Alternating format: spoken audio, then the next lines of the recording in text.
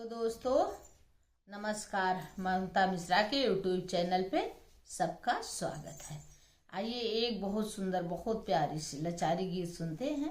अगर गाना अच्छा लगे तो कमेंट करके जरूर बताना, प्यारा से कमेंट जरूर करना, क्योंकि कमेंट देख के बहुत अच्छा लगता है।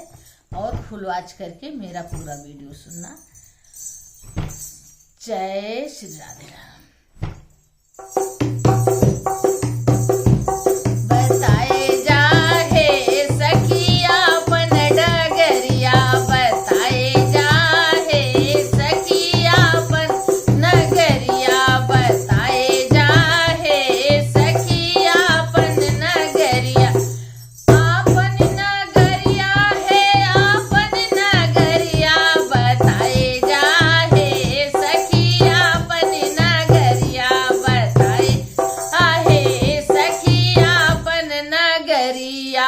कौने दिशा में तोरा नहीं हरे बाटे, कौने दिशा में तोरा नहीं है। अरे कौने दिशा में ससुररिया बताए जाहे सखिया अपन नगरिया, बताए जाहे सखिया अपन नगरिया, बताए जाहे सखिया अपन नगरिया। पूरब दिशा में मोरा नहीं हरे बाटे, पूरब दिशा में मोरा नहीं हरे।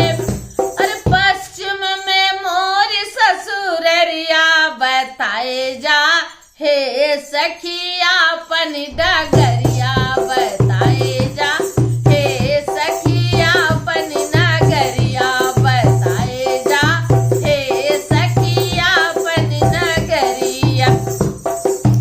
अरे के करियाहु तुहु बारी दुलारी, के करियाहु तुहु बारी दुलारी, बारी दुलारी हाँ बारी दुल। अरे के करियाहु बहु हरिया बताए जाहे सखी आपन नगरिया, बताए जा हे सखिया अपन नगरिया। राजा जनक जी के बारी दुलारी, राजा जनक जी के बारी दुलारी, बारी दुलारी हाँ बारी दु। और दशरथ के लागी बहु हरिया बताए जाहे सखिया अपन नगरिया, बताए जा हे सखिया अपन नगरिया, बताए जा हे सखिया अपन नगर।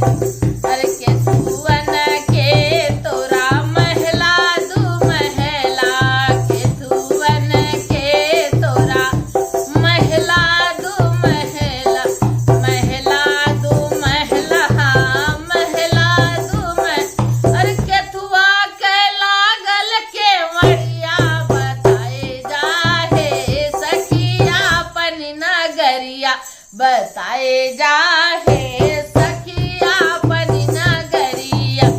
अरे सोनावन के मोरा नहीं हरे बने हैं, सोनावन के मोरा नहीं हरे बने।